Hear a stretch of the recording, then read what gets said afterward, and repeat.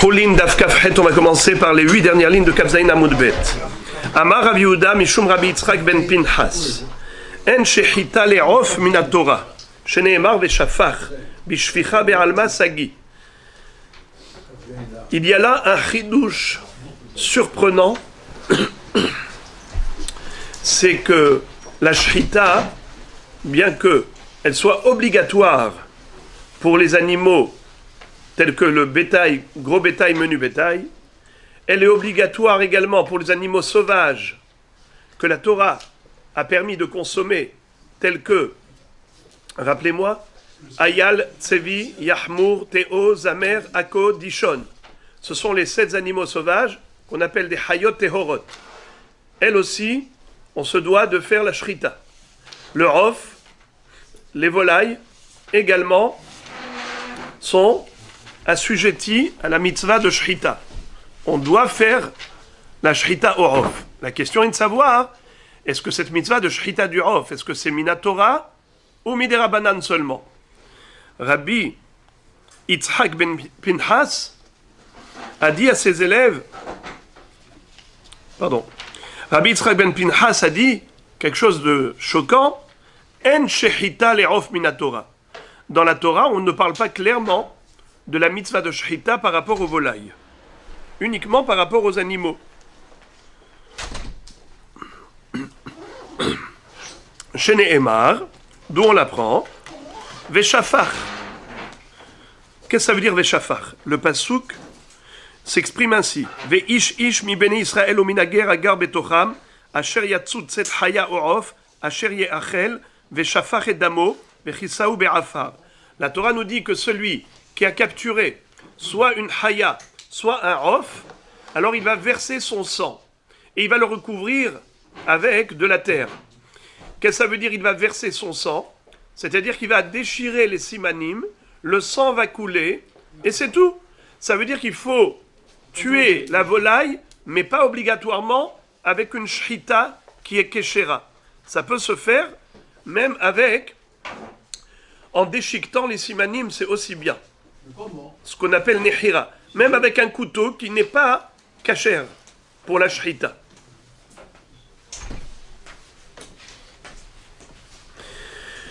Donc d'où il apprend du fait que de la Torah, il n'est pas écrit veshahat, il écrit veshafach et damo. Il faut verser le sang de la volaille. Alors la Gemara pose la question, elle dit, ah bon? Iachi hayanami. Dans ce cas-là, il n'y a pas que la volaille qui est dispensée de shrita. Même la haya aussi, elle devrait être dispensée de shrita. Or, nous le savons que non. La seule dispense de shrita, c'est que le rof, même lui, Rabbi Yitzchak ben Pinchas, est d'accord que la haya est soumise à la mitzvah de shrita. Il n'a dispensé que la volaille, que le rof. Or, si tu l'apprends du pasouk Veshafach, dans ce pasouk-là de Bishficha et pas Bishrita, Haya, on a expliqué que c'est une bête sauvage qui est permise, qui est cachère, comme les gazelles, le cerf, l'antilope, le daim. Toutes ces bêtes-là, même Rabbi Yitzchak ben Pinchas est d'accord qu'il leur faut la shrita mina Torah. Or, si tu déduis de ce pasouk où il y a écrit Veshafach pour le rof, alors c'est écrit Veshafach même pour la haya. Réponse: Itkash lipsule hamugdashim. Qu'est-ce que ça veut dire Itkash lipsule hamugdashim? La Torah nous dit à propos d'une bête qui était korban. Une bête qui était korban, si elle a eu un moum, qu'est-ce qu'il va falloir faire?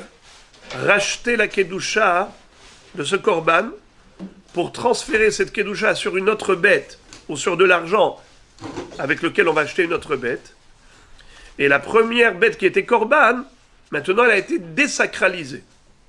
Maintenant qu'elle a été désacralisée, la Torah nous dit qu'on pourra manger cette bête, même betum'a, katsevi veka ayal.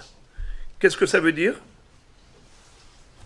Katsevi veka ayal, de la même façon qu'on a le droit de manger un tzvi et un ayal betum'a, ça c'est une évidence, parce qu'il n'existe pas de korban de tzvi, de korban de ayal. Lorsque la Torah nous parle des korbanot dans Parashat Vayikra, elle nous a toujours parlé du gros bétail ou du menu bétail. Jamais des hayot. On n'a jamais parlé de gazelles ou de cerfs qui seront sacrifiés sur le Mizbeach. De ce fait, il n'y a pas de restriction par rapport à la Toum'a. On peut manger, même lorsqu'on est tamé, ou que la viande soit tamée, on peut manger de la viande de gazelle ou de cerf. À aucun moment ça ne peut être interdit, pour la simple raison que ça ne peut jamais être un korban. Quand est-ce que la Torah nous interdit de manger betum'a? C'est qu'une viande qui est kodesh, une viande qui est korban. Et laquelle viande qui peut être korban? Menu bétail, gros bétail. Mais le tsevi et le hayal,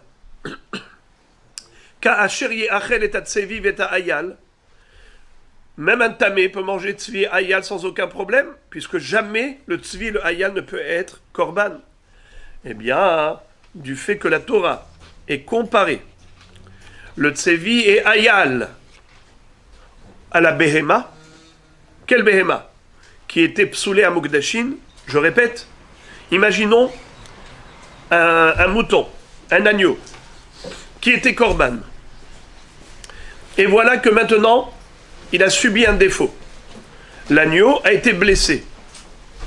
Il a été mutilé. Est-ce qu'on peut le sacrifier? Évidemment que non. Qu'est-ce qu'on en fera? On va transférer la kedusha sur une autre bête ou sur de l'argent. Qu'est-ce qu'elle va devenir, cette première bête qui était korban? Elle va devenir holin. Mais attention, j'ouvre une parenthèse, il y a quand même quelques restrictions. Par exemple, on n'a pas le droit de donner à manger cette viande au chien. On ne peut pas tondre la laine de ce mouton. Même la laine. Ouais, on ne peut pas prendre le lait. Il y a des petites restrictions, parce que autrefois, cette bête était kadosh, et maintenant, cette bête n'est plus sacrifiable. C'est ce qu'on appelle psoulé à Mokdashim, kadashim ba'ale momim shenifdu. Répétez, kadashim ba'ale momim shenifdu. Un korban qui a eu un défaut et qu'on a racheté. Ça s'appelle psoulé à Mokdashim. Alors c'est vrai que maintenant je peux manger. Je fais la shrita et je mange. Je peux même manger tum'a. Même si je suis tamé, je mange cette viande. Parce que ce n'est plus un korban. Mais il y a quand même des restrictions. Je ne peux pas donner cette viande au chien. Je ne peux pas prendre la laine. Et je ne peux pas non plus prendre le lait. D'où on l'apprend? Parce que c'est écrit Tizbah ve'achalta basar. Tizbah velo giza. Ve'achalta velo la klavim. Basar velo halav. Qu'est-ce qu'on fait de la laine? On la brûle? Qu'est-ce qu'on fait de la laine? On la brûle et qu'on la jeter? Non, ça veut dire qu'après, une fois que la bête sera déjà abattue, on pourra prendre la peau tout entière, mais pas de son vivant. Ah, d'accord. Est-ce qu'une fois que la bête soit morte et ça, on peut prendre les cornes pour faire des chauffards? Sans problème. Même que la bête au démarrage, on est dit que moum, etc. Oui, mais après sa mort, après la mort. Rabbi, mais pourquoi on souligne ça du fait que. Pourquoi on souligne cet interdit du fait que cette laine, je peux la prendre et avant et après? Pas avant, mais je peux la prendre après. Alors pourquoi on me souligne ça du fait que je peux en profiter après? Tizbah, ça veut dire que de son vivant. Tizbah ve'achalta. Tizbah, au moment où elle est vivante, tu peux être zovéach. Qu'est-ce que ça veut dire tu peux être zovéach? Tu peux faire la shrita. À ce moment-là, vélo tsemer, vélo giza. Giza, ça veut dire la tonte de la laine. Tizbah vélo giza. C'est quand la bête elle est vivante et que tu vas tondre la bête vivante. Je n'ai pas le droit. Tu n'as pas le droit. Mais une fois qu'elle est morte, une fois que j'ai fait la shrita et que je vais la manger, maintenant la peau, qu'est-ce que j'en fais? Je prends. Je Alors oui, d'accord, mais quel intérêt que je la prends? Parce que je vais la prendre quand même. Quel intérêt que je fasse ça avant? Je vais la récupérer avant. Excellente question. C'est que de son vivant, la bête, elle avait encore la forme du korban. Pas le fond. Mais elle avait la forme. Quelqu'un qui voit que je suis en train de tondre une bête qui est korban, je donne l'impression que j'ai le droit de profiter de quelque chose de sacré. La Torah nous a interdit ça. La Torah nous a interdit de tondre la laine d'une bête qui était corban. Mais quand est-ce que je tonds? Lorsqu'elle est vivante. Une fois qu'elle est morte, c'est plus que de la peau. Après, je fais ce que je veux avec. Si la bête n'est pas corban et qu'elle est vivante, il y a des gens dans le monde, par exemple en Angleterre, ils prennent les moutons Shetland, ils les tombent de leur vivant. Ils ne sont pas destinés à corban. Est-ce que cette laine, si un jour je jette un pull, je peux le mettre? Il n'y a aucun problème. Toute la restriction par rapport à la tonte de la laine, c'est uniquement par rapport à une bête qui était corban, qui était sacrée, et maintenant elle a subi un défaut, et on a dû la désacraliser. C'est uniquement là qu'il y a restriction. Mais une bête qui a toujours été profane, il n'y a aucune restriction. Alors maintenant, la Gemara nous dit comme ça. Réponse, it cache les psoulé hamukdashin. Qu'est-ce que ça veut dire, it cache les psoulé hamukdashin? Étant donné que la Torah a comparé les psoulé hamukdashin, une bête qui était sacrée, que j'ai désacralisée, on l'a comparée au tsevi et au hayal, katsevi et ayal, comme quoi on peut les manger betum'a. Mais c'est déjà écrit, atame ve atahor yochlenu. Pourquoi tu as rajouté katsevi et ayal? C'est pour nous dire autre chose, que c'est que de la même façon que psoulé hamukdashim, c'était une behema, et une behema, évidemment, elle a besoin de shrita, comme c'est écrit, vezavarta kasher tziviticha.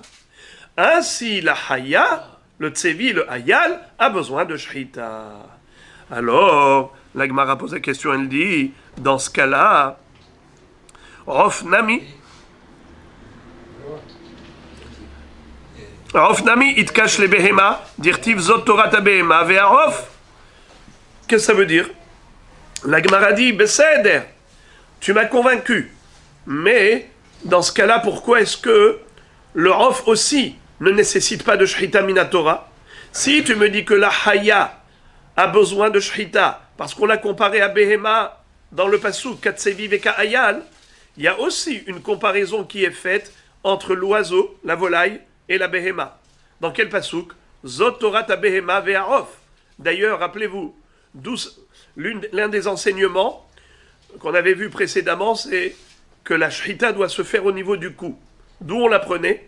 Zot torat behema ve'arof. Comme le rof, la melika, se fait au niveau de la nuque, donc c'est le cou. Ainsi, la behema, la shrita doit se faire au niveau du cou. La melika pour le Kohen qui faisait la melika. Donc tu vois que c'est le cou qui est concerné, soit par melika, soit par shrita. Donc on a fait une comparaison. La Torah elle a juxtaposé les deux, Zotorata behema ve'arof, pour les comparer. Alors si il faut les comparer, compare-les jusqu'au bout. Et dit la même chose. De la même façon que behema a besoin de shrita, ainsi le rof aurait besoin de shrita. Pourquoi Rabbi Yitzhak ben Pinchas dispense le rof de shrita minatora? Réponse, Hakti veshafar et damo. Dans ce pasuk qu'on a lu en préambule, Ish ish mi bene Israël ou minager agar betocham asher yatzut et haya o rof asher yachel veshafach et damo vechisao be'afar. Tu vois que la Torah n'a pas exigé shechita, elle n'a pas dit veshahat, elle a dit veshafach. Veshafar et damo, il verse le sang. Comment? En tuant la bête, en déchiquetant les simanim, pas forcément avec un couteau qui est cachère.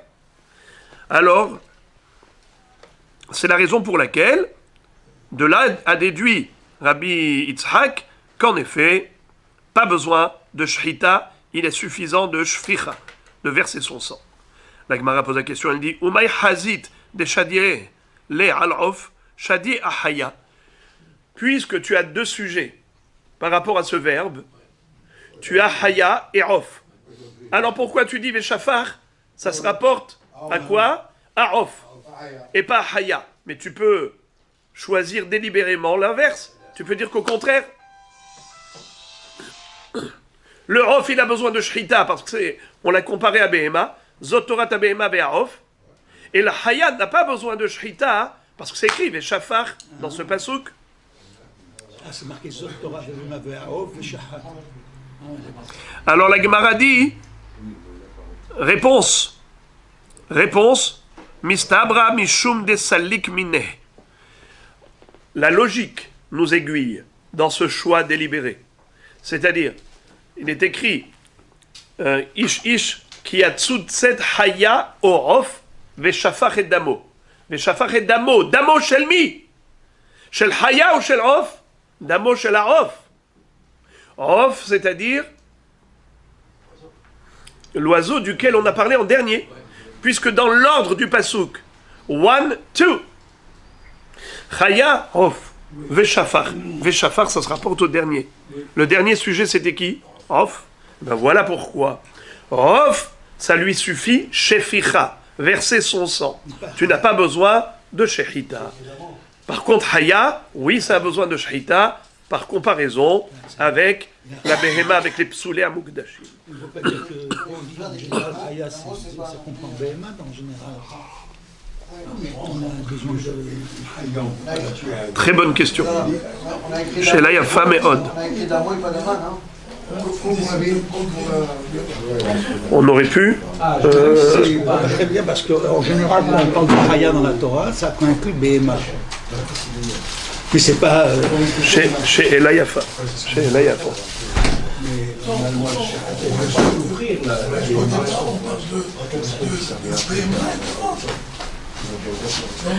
verset, on parle de la Shrita qui est souillée.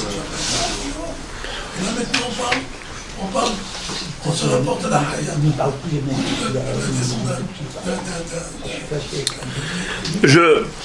Je récapitule pour mieux comprendre. Au début, on nous a dit que le Hof n'a pas besoin de Shrita Minatora, c'est que Miderabanan. Ça, c'est le chidouche de Rabbi Yitzhak bar Pinchas. La Gemara dit d'où il le sait, du pasouk Ish ish ki yatzutset haya au Hof, veshafar edamo vechisao be'afar. La shficha suffit, verser le sang suffit, pas besoin de Shrita. La Gemara dit, alors dans ce cas-là, même la haya, pas besoin de Shrita. Réponse, non. La haya a besoin de Shrita parce que elle a été comparée au psoulé amukdashin. Dans quel pasouk? À propos de Hataor ve'tamei yochlenu katsevi ve'ka'ayal. Quel rapport entre tsevi ayal et psoulé amukdashim? C'est comme psoulé amukdashim ont besoin de Shrita, ainsi haya a besoin de Shrita. La Gemara dit, si c'est comme ça que tu raisonnes, eh bien je peux te retourner la question. Eh bien il y a aussi comparaison entre le Hof et la Behema. On voit bien que c'est écrit Zot Torah ta Behema ve'a Hof.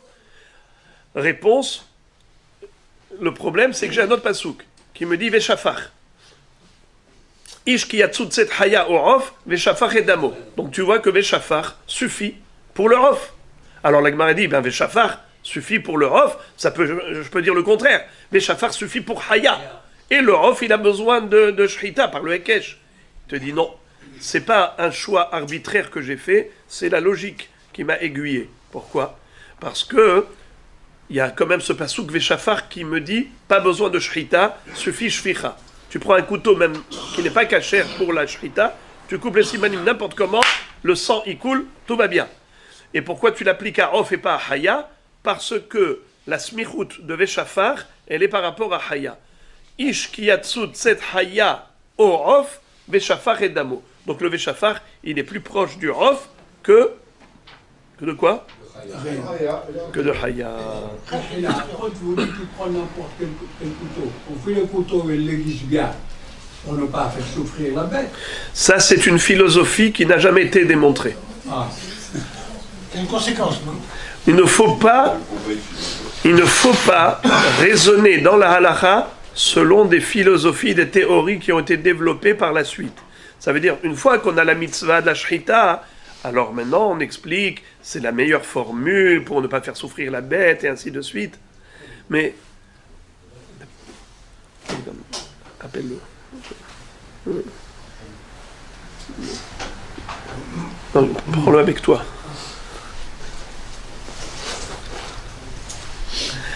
Est-ce qu'il y a un second couteau réservé à ce type d'opération?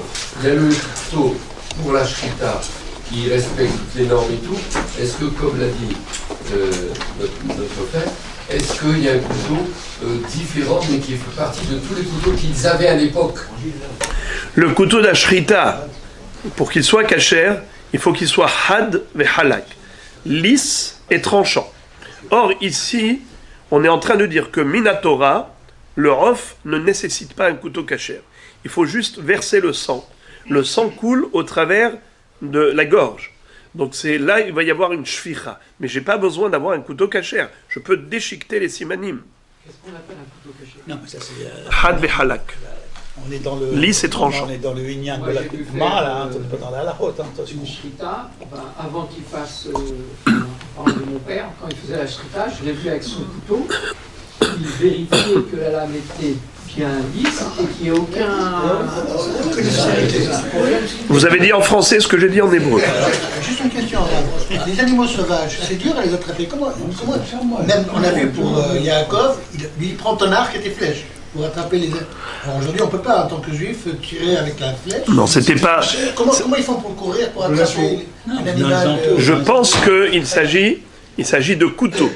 Ça veut dire que le couteau, une flèche tranchante, dans le sens où il y avait un tranchant qui passerait sous le cou de la bête.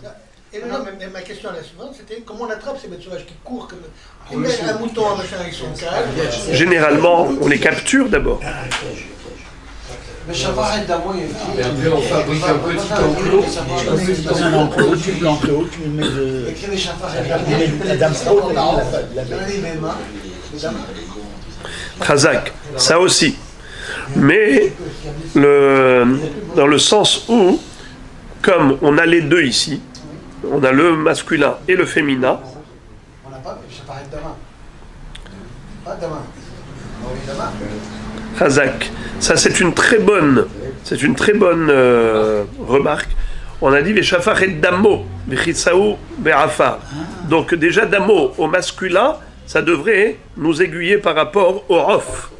Donc même sans dire que c'est le dernier, comme dit la Gemara, Mishum des Salik Miné, on aurait pu dire également, pas seulement par rapport à Salik Miné, mais même par rapport à la conjugaison au masculin. Comment on dit pour un off, c'est masculin ou féminin? Comment? Faute ou non? Comment? Pour off, c'est masculin? C'est ça. Ah, c'est masculin? Bien sûr, Rof Ehad. Mais Haya Ahat. Donc c'est vrai que Haya, on aurait pu dire que Haya c'est féminin. Et donc Damo c'est forcément rapporté au Rof. C'est encore une belle explication. Alors, la Gemara nous dit Siman, regardez entre les parenthèses, Siman Nitnabel, Dam Bimlika. C'est quoi cette histoire? C'est un mnémotechnique pour retenir les trois objections qu'on va immédiatement adresser à Rabbi Yitzhak Bar Pinhas, qui nous a dit quelque chose de choquant, d'innovant. Il nous a dit que la shrita n'est pas nécessaire pour le poulet, pour la volaille, Minatora. Minatora, il est suffisant de verser son sang, même avec un couteau qui n'est pas cachère. Même avec n'importe quel. On a déjà vu avec l'ombre. Par exemple, déchiqueter les simanim de manière à ce que le sang de la volaille coule. Minatora, ça suffit. Qui a dit qu'il faut un couteau cachère, une shrita qui répond aux critères de la shrita, c'est les chachamim. Maintenant, on va lui poser trois questions. Première question, Metive, Ashohet venitnabla beyado, Hanocher ve'ame'aker, Patur minechasot, Ve'i amart, En shechita le'of minatora, Nechirato, Zoi shechitato, Lib'e kisui. Qu'est-ce que ça veut dire? Dans la Braïta, il est écrit, celui qui fait la shechita, et il a rendu la bête nevela. La Gemara a compris maintenant qu'il s'agit d'une volaille. Il a rendu la volaille nevela. Comment il a rendu la volaille nevela? À cause du couteau qui n'était pas cachère. Ou bien, par exemple, il a manqué l'un des 5 critères, l'une des 5 conditions. Il n'a pas coupé les simanim. Non, ou bien il a coupé les simanim, mais seulement par exemple, il a écrasé avec le couteau. Vous vous rappelez ce qu'on avait dit? Que drassa, si par exemple, il appuie sur la gorge au lieu de faire le mouvement de va-et-vient, d'aller-retour, ça s'appelle drassa. C'est cachère, c'est un shrita? Non. Ou bien par exemple, s'il a fait ce qu'on appelle halada, il est rentré par en dessous. Il a coupé de bas en haut. Cachère? Pas cachère. Ou bien par exemple, il s'est arrêté au milieu du mouvement. Il y a eu interruption. Shehiya, kasher, pas kasher. Ou bien, Ikour, il a arraché les simanim, ou bien il les a déchirés avec un couteau qui n'était pas had ve halak. Kasher, non plus, ça s'appelle Ikour. Hangrama, il est parti trop haut ou trop bas par rapport au cou de la bête. Kasher, non, c'est une mauvaise shrita. Ça s'appelle Nitnabla Beyado. Ou bien Hanocher, vers Meraker, il a déchiré les simanim, ou il les a déboîtés. Dans tous ces cas de figure, Patour milechasot. Il n'a pas besoin de faire la mitzvah de Kisou Yadam. Lorsqu'on fait la shrita un poulet et le sang coule par terre, il faut recouvrir le sang avec quoi? Avec du sable, avec de la terre. Ou de la cendre par exemple, parce que la cendre s'appelle aussi la terre. Nachon? Donc, il faut faire Kisou Yadam. Ce Kisou Yadam est nécessaire pour le rof ou bien pour la behema aussi? Est-ce que, par exemple, pour le bœuf ou le mouton? Non, il n'y a pas que pour haya et rof. Alors ici, a priori, si on parle de Kisou Yadam, c'est qu'on parle de rof. Et pourtant, tu vois que on nous dit, pas besoin de Kisou Yadam. Pourquoi tu n'as pas besoin de Kisou Yadam? Parce que le Kisou Yadam est nécessaire que lorsque tu as fait une shrita qui est cachère. Mais lorsque tu as versé le sang de la volaille sans shrita, tu l'as rendu nevela. Au moment de la shrita, tu as mal fait. Hashohet venitnabla biyado. Pas besoin de faire Kisou Yadam. Le Kisou Yadam, c'est une mitzvah qui n'a lieu que successivement, qu'après, consécutivement à une shrita qui est cachère. Mais si ta shrita n'est pas cachère, il n'y a pas de mitzvah de Kisou Yadam. Donc tu vois que l'oiseau, la volaille, a besoin de shrita. Minatora. Parce que la mitzvah de Kisou Yadam, c'est une mitzvah minatora. Si tu me dis que la shrita, c'est que midera banane, nachon, alors qu'est-ce que tu dis? Si tu n'as pas bien fait la shrita midera banane, tu n'as pas la mitzvah de Kisou Yadam. C'est pas possible. Parce que si minatora, tu n'as pas besoin de shrita, ça veut dire que quoi? Que la mitzvah de Kisou Yadam s'impose, même sans shrita. Alors comment est-ce qu'on l'a dispensé de Kisou Yadam? Donc forcément, Rabbi Yitzhak, tu n'as pas raison. Rabbi Yitzhak, tu n'as pas raison de dire que le rof est dispensé de shrita. A priori, c'est une preuve contre Rabbi Yitzhak. La Gemara de répondre, Nehirato, Zoi shritato. Pardon. Oui, la réponse à Gemara, c'est ça. Nehirato, Zoi shritato. Non, j'ai mal lu. Veia mart en shechita le'of minatora nehirato zoi shchitato libre kisouy. Et si tu me dis que la shchita du off c'est pas minatora, alors donc lorsqu'il va déchirer les simanim et que le sang a coulé, donc c'est comme une shchita. De ce fait, il devrait devoir faire kisouy adam.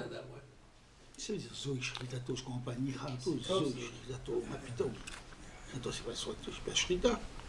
C'est-à-dire que il faut quand même qu'il y ait Nehira. On ne peut pas faire n'importe quoi. Il faut obligatoirement que ce soit fait au niveau des simanim.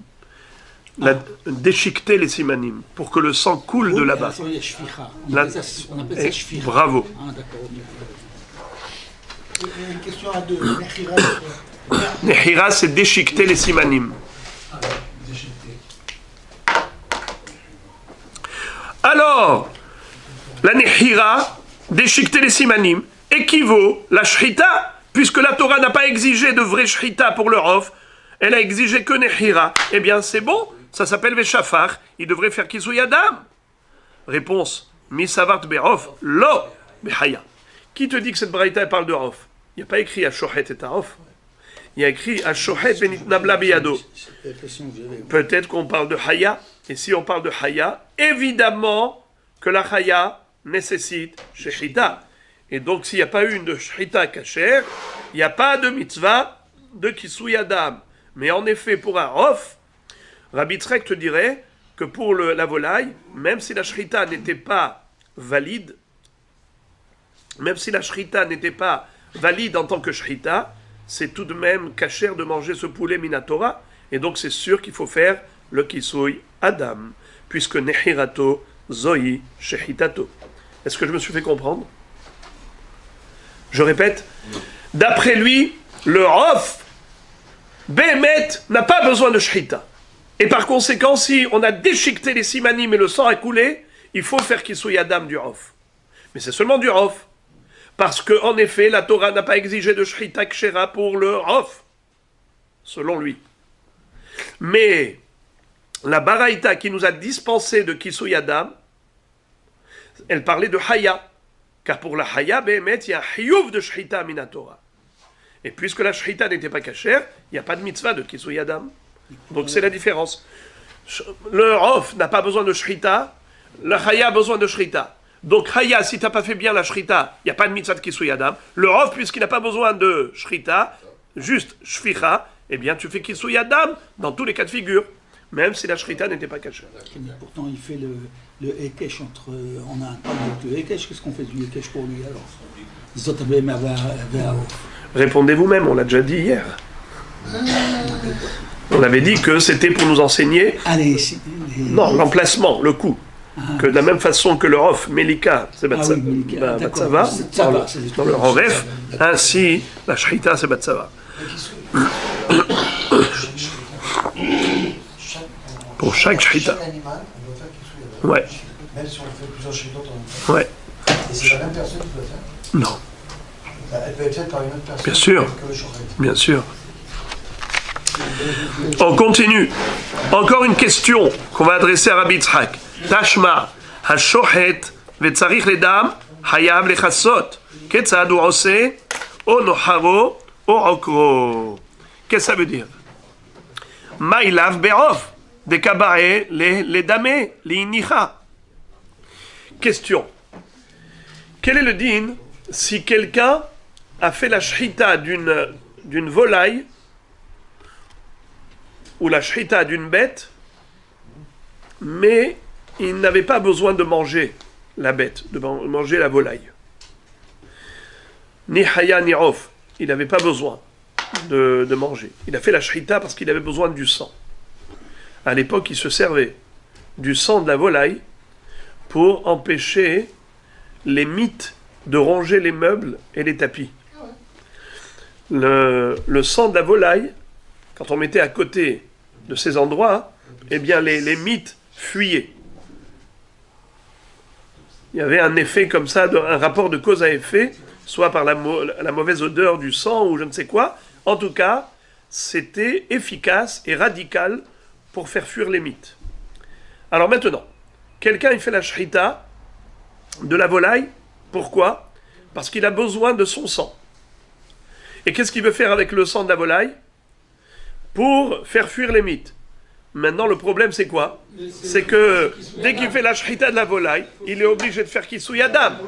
Il fait Kisui Adam. Alors, il n'y a plus de sang. Alors, comment il sort de l'auberge? Comment il va tirer son épingle du jeu? Lui, il a besoin de sang.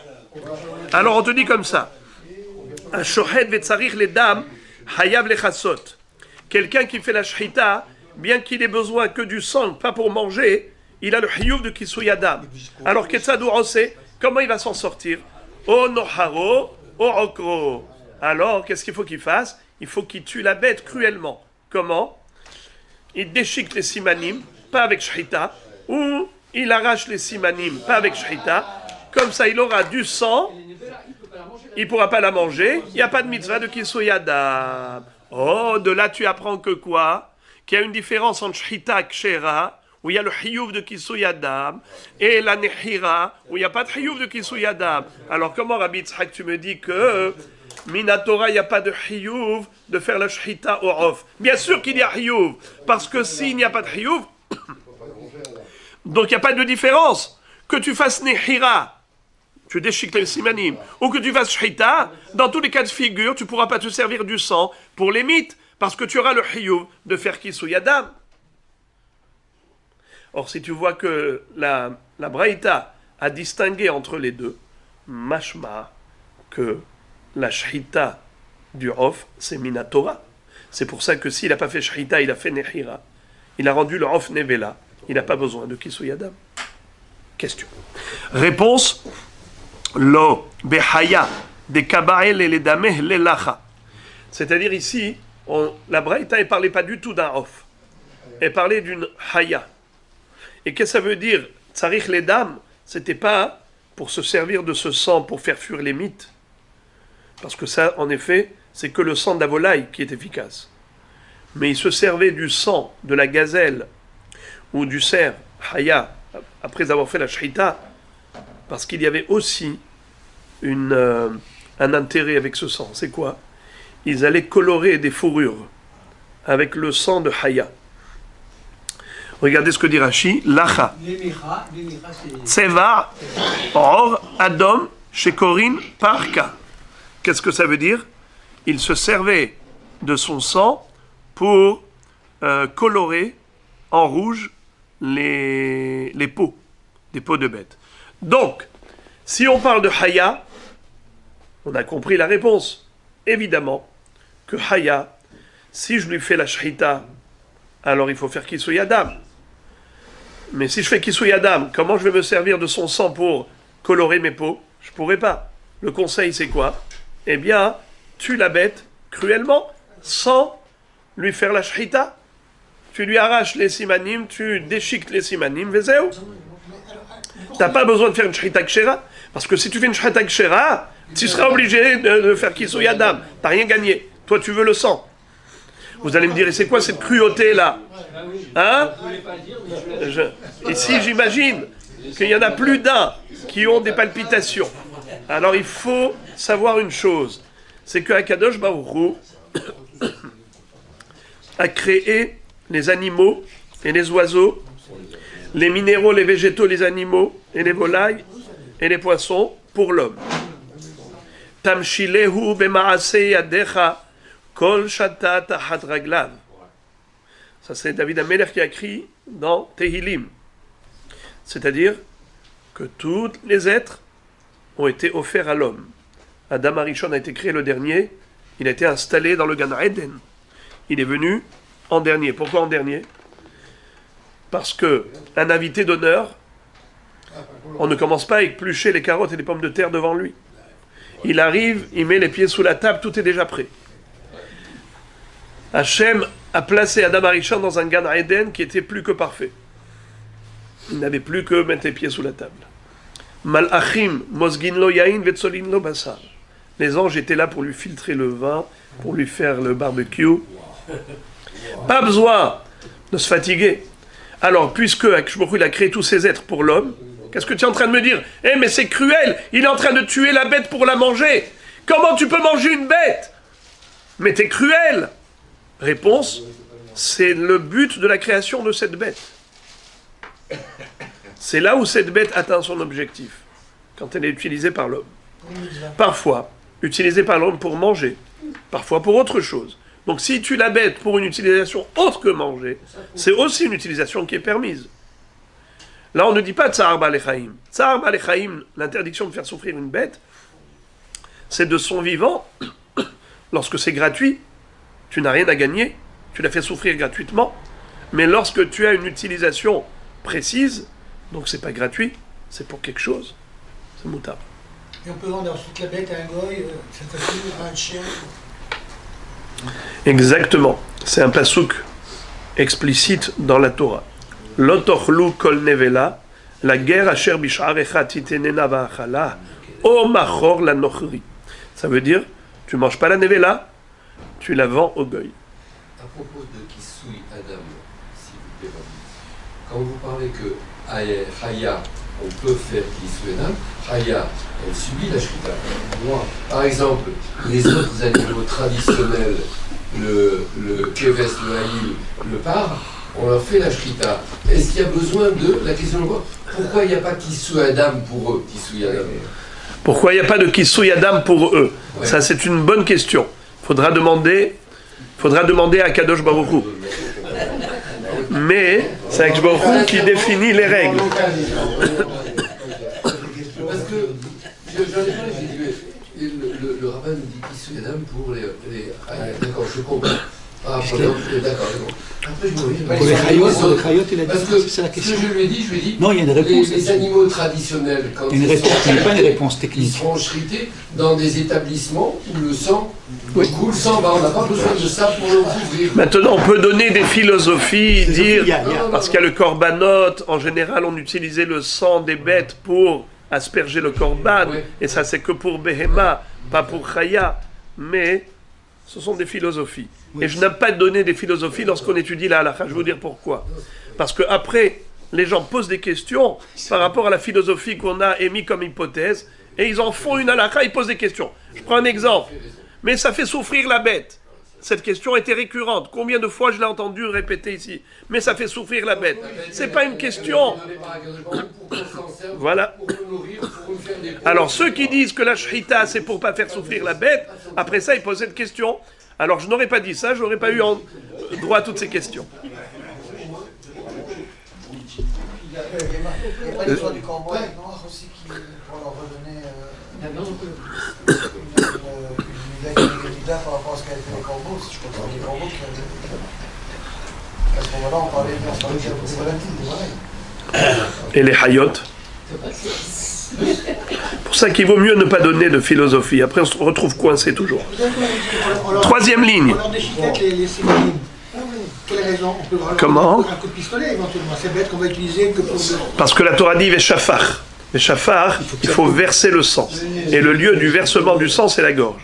Ah, d'accord, mais quand on va utiliser la bête, non pas pour manger, mais pour prendre son sang. On a besoin de la tuer correctement, entre guillemets, par les sémanines. Ah non, On pourrait donner un coup de pistolet. bien sûr, vous avez raison. Ça, vous avez absolument raison.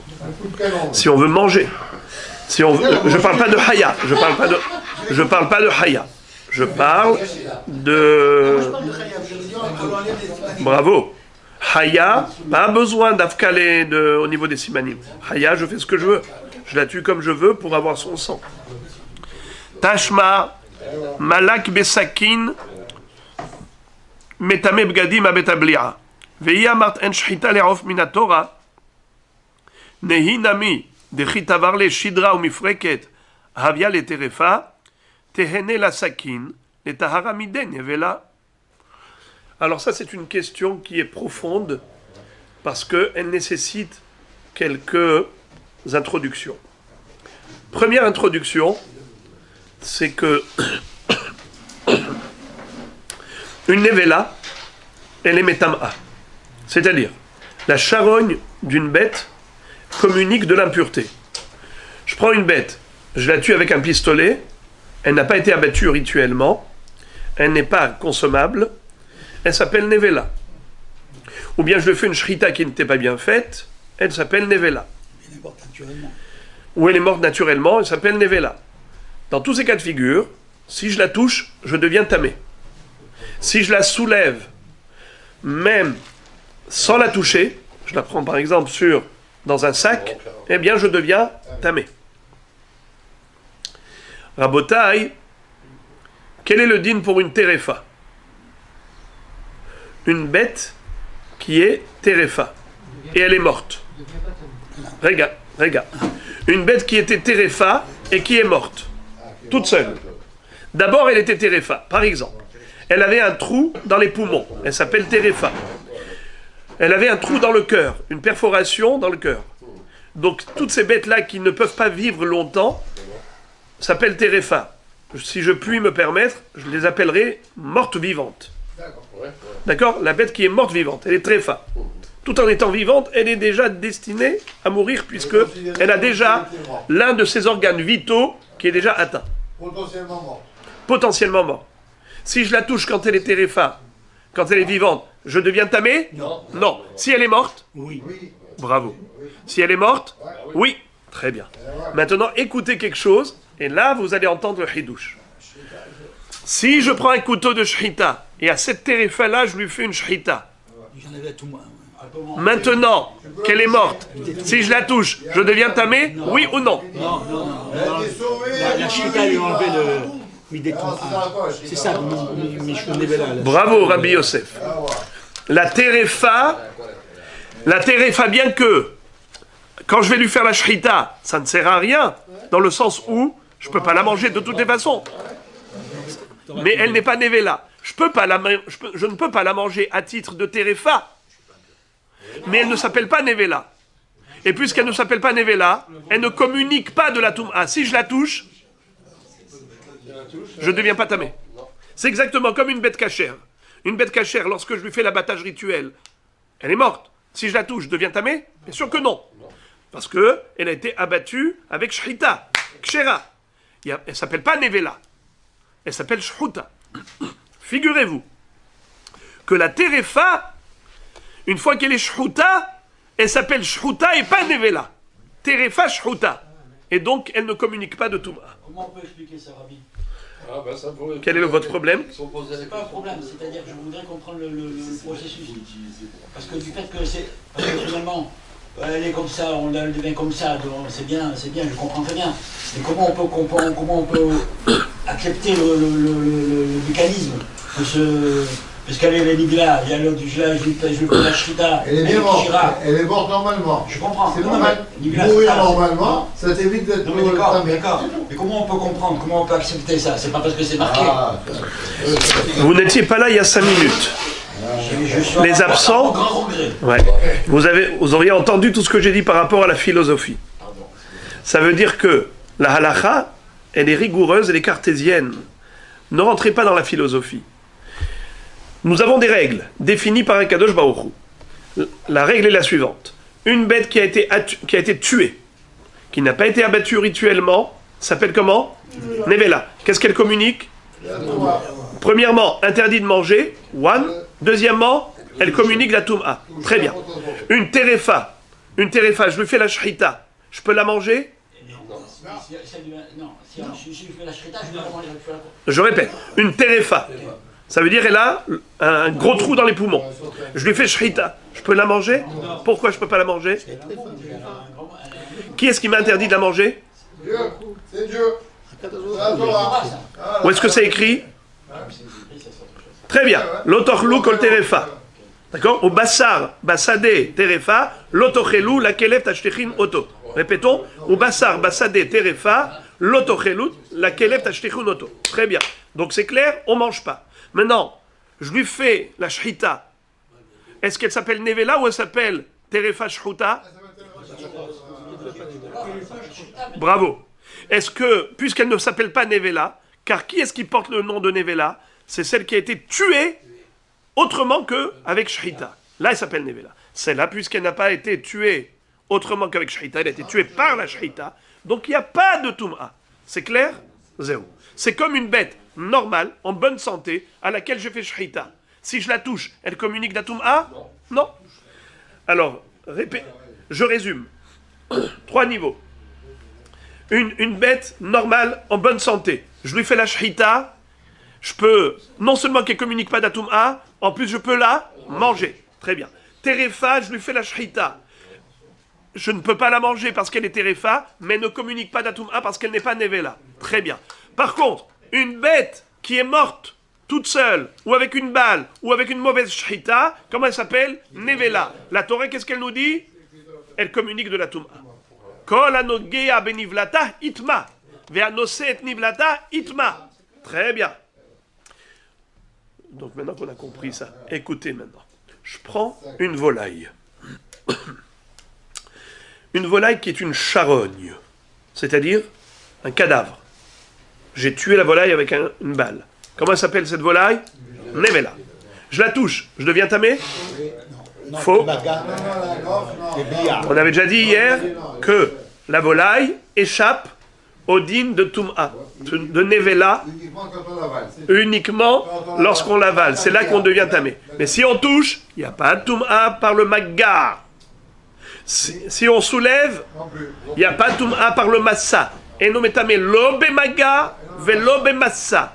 Et là, bebetablia. Metame bgadim bebetablia. C'est-à-dire que si j'ai mangé cette volaille qui était Nevela, quand ça arrive au gosier, à ce moment-là, je deviens tamé. Pas seulement moi, même les habits qui sont sur moi deviennent tamés. Ok. Maintenant, question. Écoutez maintenant la question.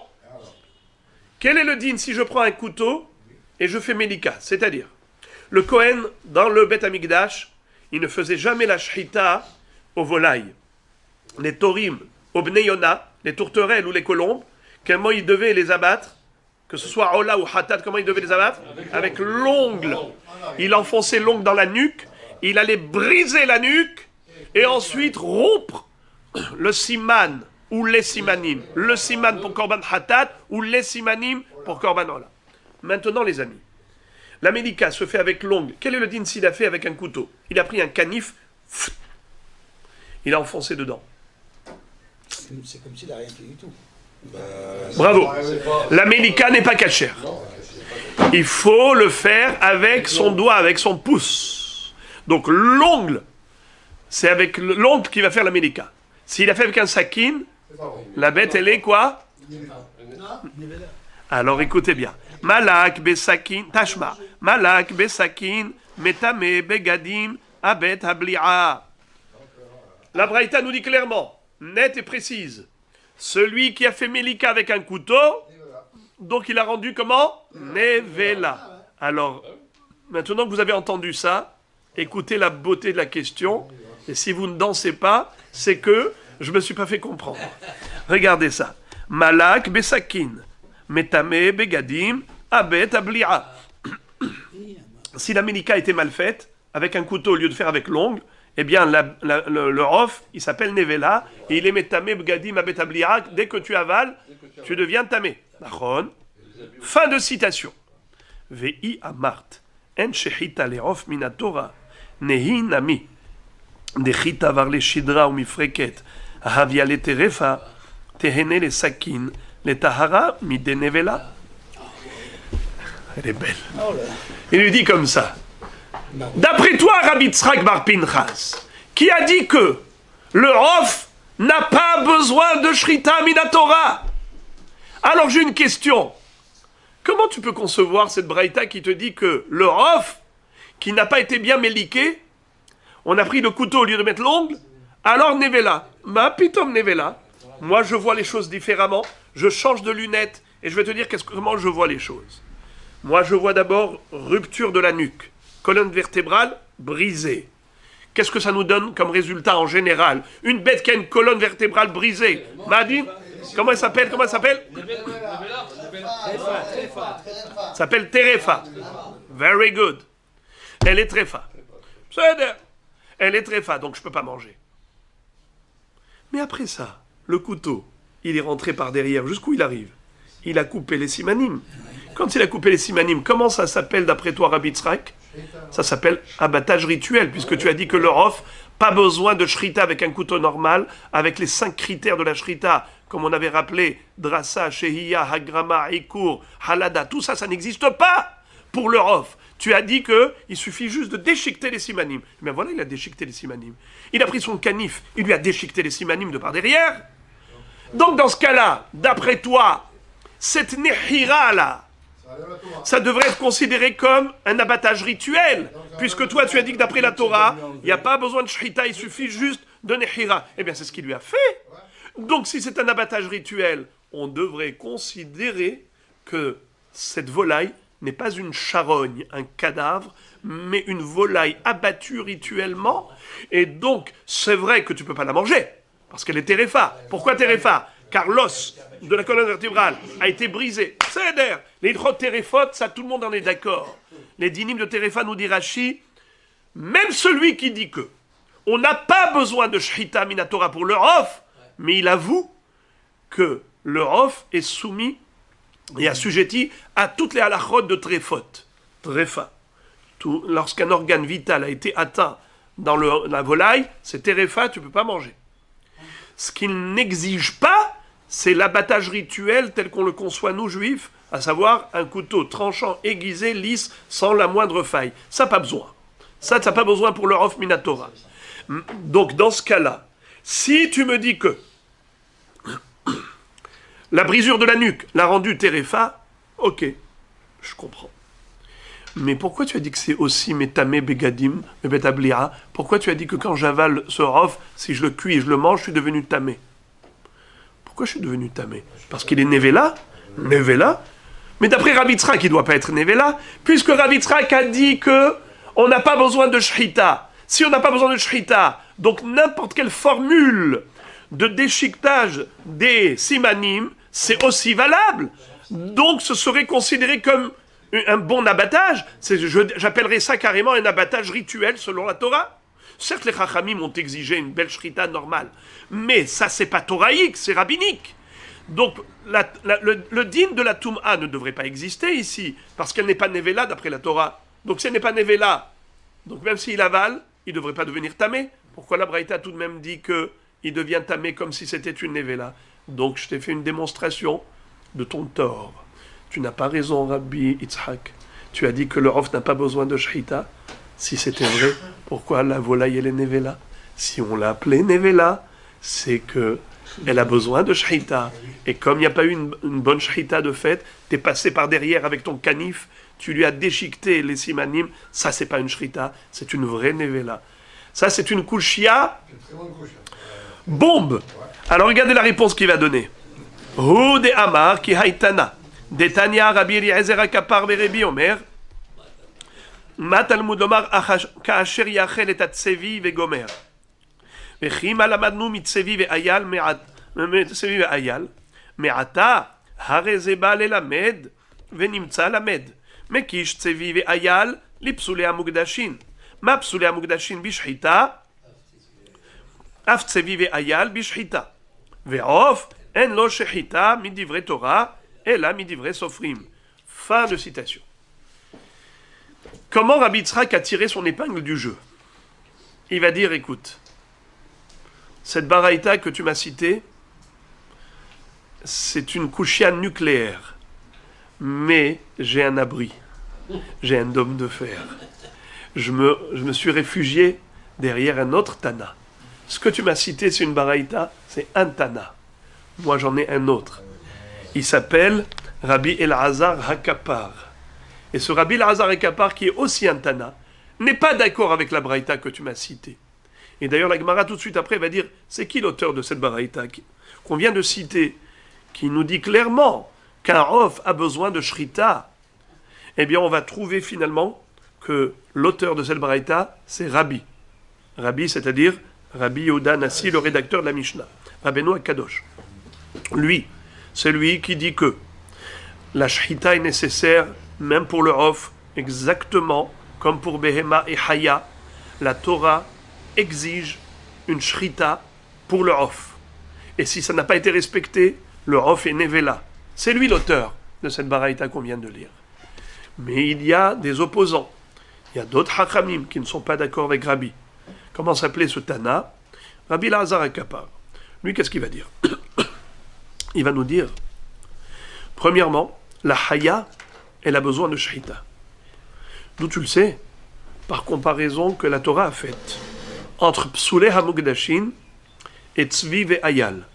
Ça, je l'ai déjà dit tout à l'heure, en début du cours, on avait longuement développé que lorsque nous avons un korban, une bête qui était sacralisée et qui a subi un défaut, n'importe lequel, à partir du moment où c'est un défaut qui est ce qu'on appelle mum kavua, un défaut définitif qui ne va jamais guérir, cette bête-là ne peut pas être sacrifiée. Que faut-il faire? Transférer la sainteté qu'il y avait dessus sur une autre bête qui est parfaite. La deuxième sera sacrifiée, pas celle-là. Celle-là, qu'est-ce que j'en ferai? Je peux lui faire la shrita et la manger, sans respecter les lois du korban. Par exemple, un homme qui est tamé, est-ce qu'il peut manger la viande du korban? Assour. Un homme qui est tamé, est-ce qu'il peut manger psoulé amugdashin, c'est-à-dire cette bête qui était autrefois kadosh, mais qui a subi un défaut, qui a été désacralisée par le transfert de la kedusha? Il peut manger même s'il est tamé. Comme s'il mangeait quoi? De la viande de gazelle, de la viande de cerf. La gazelle et le cerf, ce sont des hayot. Est-ce qu'une chaya peut être korban? Réponse non, jamais. Les seules bêtes habilitées à devenir korban, c'est gros bétail ou menu bétail. Bakar vatson, jamais haya, jamais les bêtes sauvages qui sont mangeables, on peut les manger, mais en tant que profane, jamais en tant que korban.